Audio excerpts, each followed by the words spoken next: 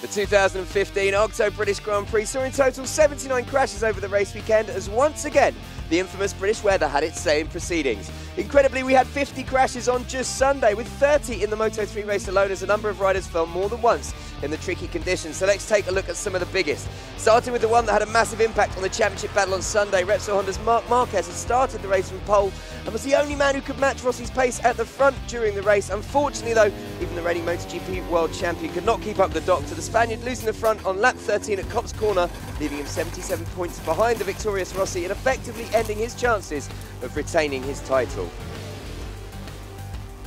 Up next is the Moto3 race then, where Estrella Galicia 00's Jorge Navarro will start from pole for the first time in his career at the British Grand Prix. Unfortunately for the 19-year-old Spaniard, that would be as good as it got, as he and Red Bull KTM's IO's Karel Anneke would crash out of the race in completely separate accidents at the very same corner on just the first lap. Both riders went down at maggots, and Navarro said afterwards he saw Anneke fall in front of him, grabbed the brakes, caused him to lose the front.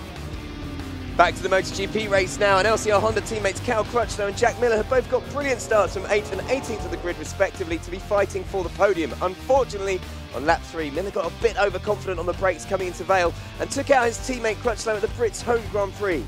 Miller was forced to retire, and despite Cal trying his best to rejoin the race to put on a show for his home fans, unfortunately he was forced to retire and join his teammate back in the garage prematurely.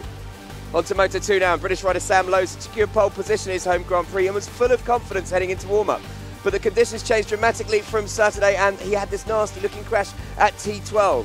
Sam was okay, but it clearly knocked his confidence, and he eventually crossed the line during the race in 6th. Sticking with the Brits then, and back to Moto3, where Leopard Racing's championship leader Danny Kent had this crash at turn 14 again during warm-up before Sunday's race. Unlike Lowe, though, Kent's confidence wasn't dented at all, and he went on to take his 6th race win of the season and become the first Briton to win the lightweight race at Silverstone in front of 73,000 passionate fans.